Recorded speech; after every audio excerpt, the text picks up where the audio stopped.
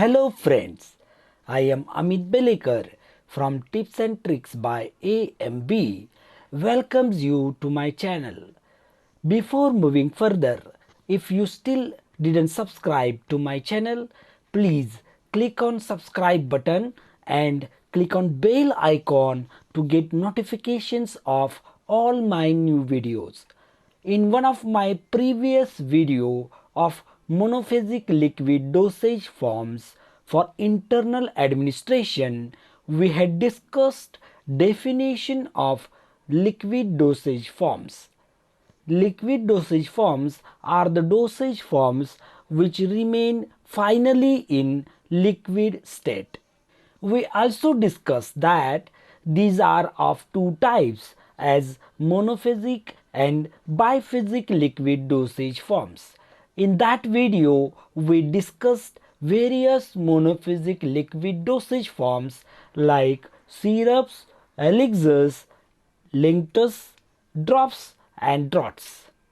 In this presentation, we are going to discuss about monophasic liquid dosage forms used for external application. After going through this video, the learner will be able to describe monophasic liquid dosage forms for external application. At first, we will discuss monophasic liquid dosage forms used for application on skin, that is, liniments and lotions. And then we will discuss various monophasic liquid dosage forms used for application into body cavities.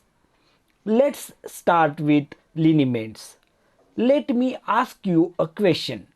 When there is cramp or inflammation in muscles, what will you do? What is the answer? Yes, we apply balm or some sort of oils with a massage, isn't it? These are nothing but liniments. But how these are defined?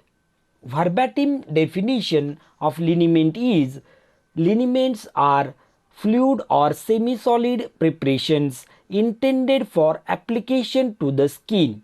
These are usually applied to the skin with friction and rubbing of the skin. That is, we have to do massage to the skin. These may be alcoholic solutions or oily solutions or emulsions. Alcohol helps in penetration of drug in the skin and has its own counter irritant or rubefacient property. Arachis oil can be used in some liniments as it's sprayed more easily on the skin than other oils. So it is having good spreadability. That's why arachis oil can be preferred. Other solvents used are almond oil, peanut oil, sesame oil or cottonseed oil or a volatile substance such as wintergreen oil or turpentine, or it may be a combination of fixed and volatile oils. In some liniment, soap is used which helps in easy application of liniment on the skin. So it helps to spread the liniment on the skin. That's why soap can be used in the liniments. Now we will discuss which type of drugs incorporated in liniments. Various types of drugs are incorporated in liniments like analgesics which relieves pain, rubefacient which increases blood flow towards the skin, drugs producing soothing action or drugs with counter irritant action, that is, which irritates the skin, can be incorporated in liniments. Let's see where liniments are contraindicated. Contraindicated means where these liniments are not used.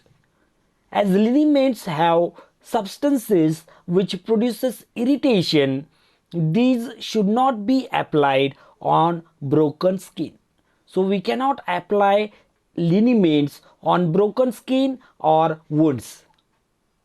Another dosage form is lotions. These are liquid preparations, either suspensions, emulsions, or aqueous or non-aqueous solutions designed to be applied on unbroken skin without friction or rubbing. So lotions are not applied with friction. These should be applied without friction or rubbing on the skin. Lotions are used for their epidermic effects like local cooling effect or soothing effect, protective action or drying or moisturizing properties. Now, the question is which type of drugs are incorporated in lotions to achieve these effects? Drugs used in preparation of lotion are antifungal drugs which kills or prevent growth of fungi. Anti-inflammatory drugs which reduces inflammation. Anti-infective drugs which helps in prevention of various infections. Antipruritic drugs which give relief from itching.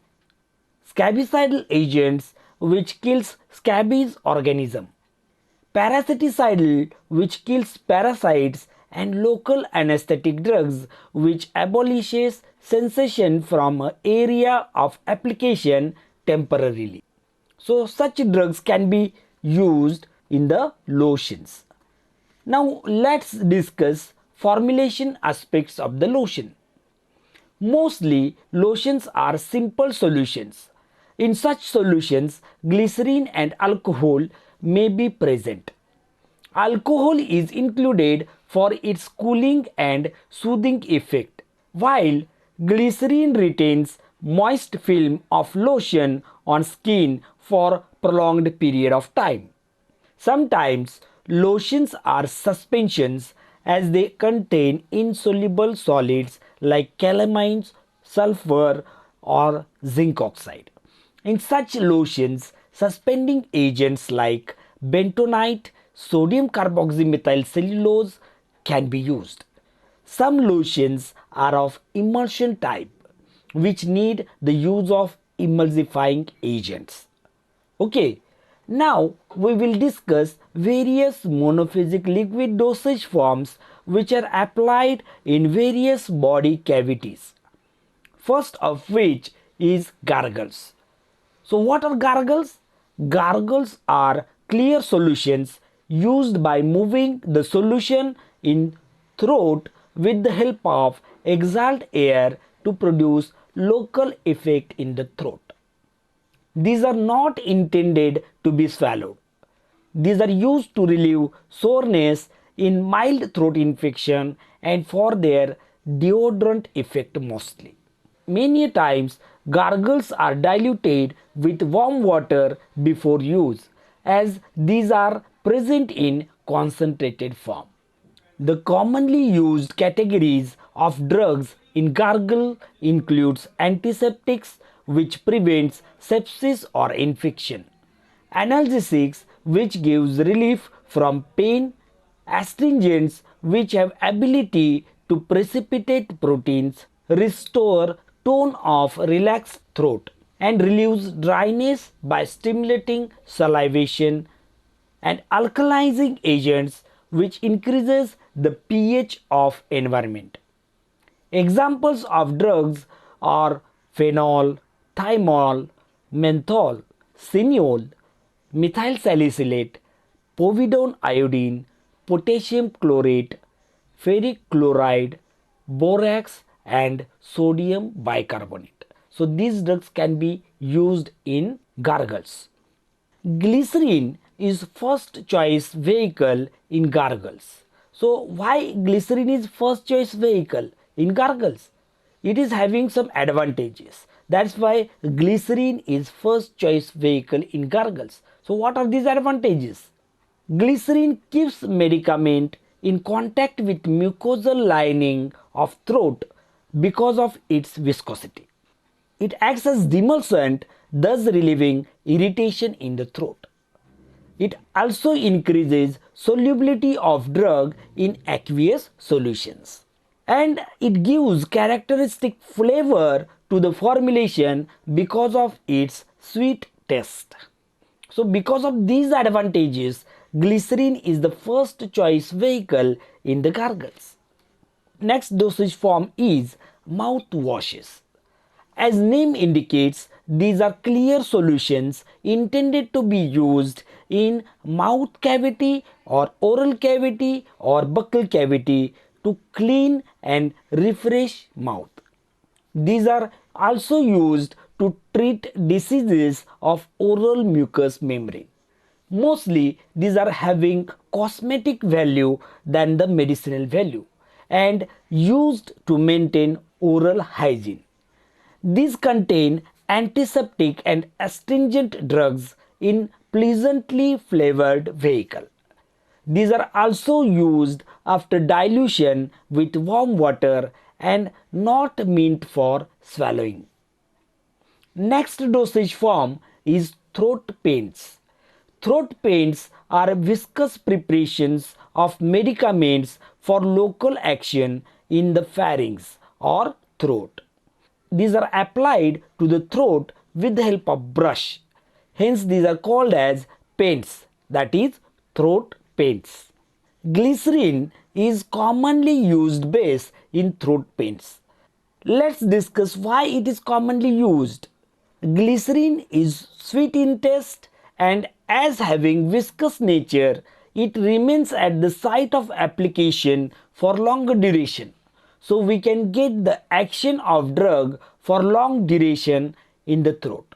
These are used in treatment of inflammations of various areas of mouth and throat like stomatitis, that is inflammation of mucous membrane of mouth, pharyngitis, that is inflammation of pharynx or also called as sore throat, laryngitis, that is inflammation of larynx, and tonsillitis, that is inflammation of tonsils. Drugs used in throat pains are anti-infective agents which prevents infection, astringents which precipitates protein, and anti-inflammatory which give relief from the inflammation. Next dosage form is sprays. Sprays are aqueous or non-aqueous monophasic liquid dosage forms intended for spraying in or on different parts of the body like in the throat, in the nose or on the skin, and also provide medicament or medication to the upper and lower respiratory tract. These are applied with the help of an atomizer or nebulizer. Throat sprays are antiseptic or deodorant in nature with an aqueous alcohol or glycerin base. These are effective in laryngitis, pharyngitis, and tonsillitis. Nasal sprays are used to provide drug to mucous membrane of nasal cavity and respiratory tract. Fine droplets reach to the lower respiratory tract. Very fine droplets may be exhaled out with exhaled air. Thus, droplet size should be properly controlled to proper application of the spray. Some non-volatile solvents like glycerin and propylene glycol are added in the sprays to control droplet size. Skin protective sprays can be used to form a uniform thin film of medicament on the skin without touching affected area. So it prevents irritation produced by application of drug with fingertip. Next dosage form is inhalations. Inhalations are the liquid preparations of volatile ingredients which are intended to inhale the vapor produced by it after adding it in hot water. These are used to relieve congestion and inflammation of respiratory tract. Inhalations containing medicament which is volatile at room temperature can be placed on an absorbent pad or handkerchief and inhaled. If medicament is immiscible or insoluble volatile substance, such drugs are adsorbed on an inert fine powder and then inhaled. Fine powder, that is dispersing agent, increases surface area of medicament and improves rate of its vaporization.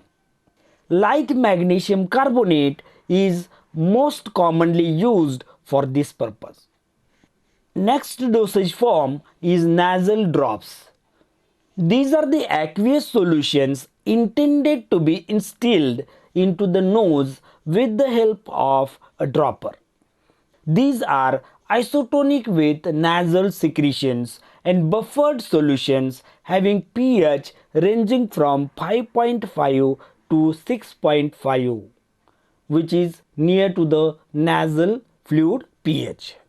These are used to relieve nasal congestion, nasal inflammation, and nasal infection. Oily solutions are not preferred for nasal drops as oil inhibits the movement of cilia present on nasal mucosa. Oil also reach to the lungs and may produce a condition called as lipoid or oil inspiration pneumonia. Next dosage form is ear drops.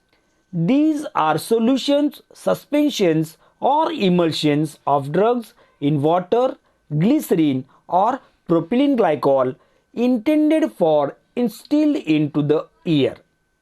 These are used for cleaning and drying the ear, or softening the earwax, or to treat inflammation, pain, or infections. Due to its viscous nature, drug remains in contact with ear for long time or long duration. Many times, hygroscopic glycerin can be used in preparation of ear drops because being hygroscopic, it removes moisture from swollen tissue and reduces the inflammation. Aqueous base is not preferred in ear drops. Let's see the reason why aqueous base is not preferred in ear drops.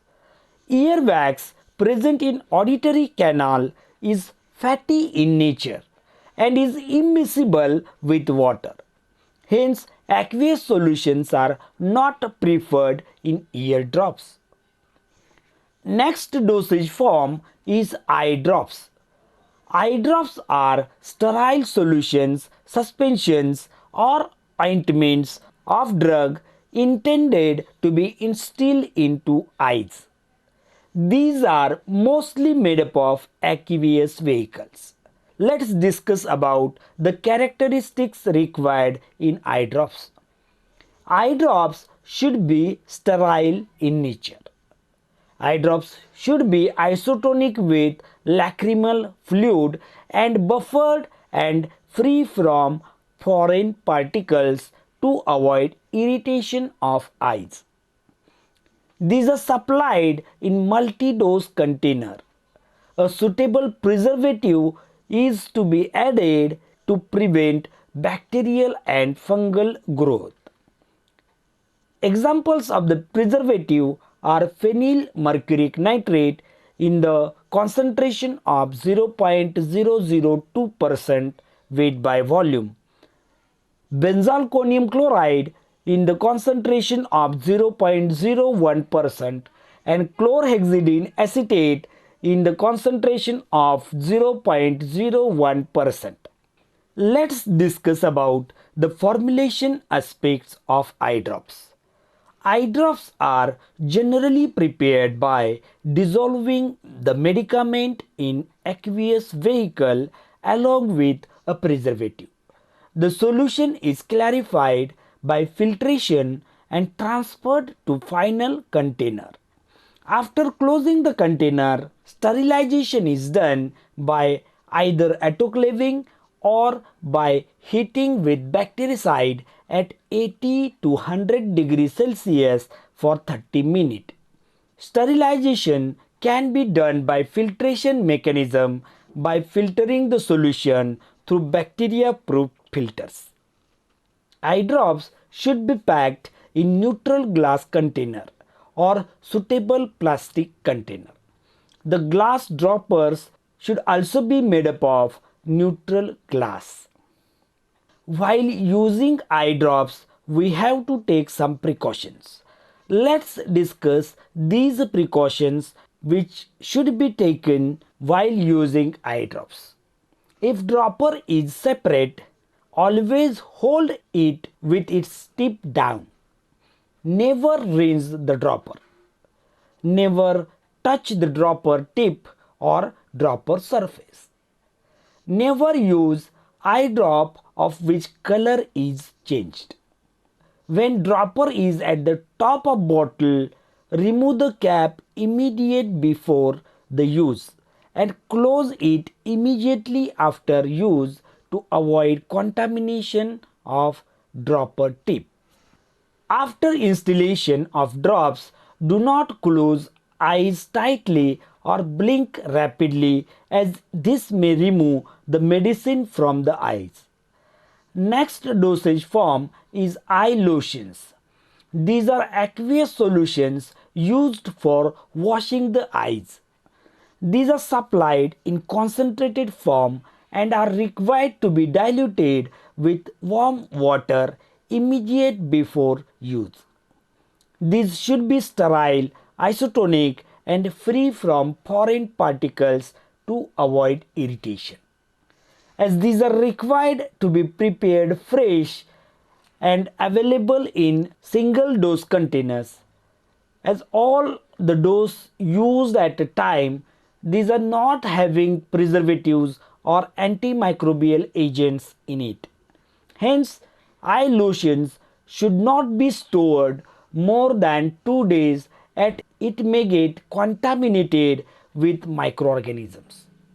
Now it's time to summarize today's session.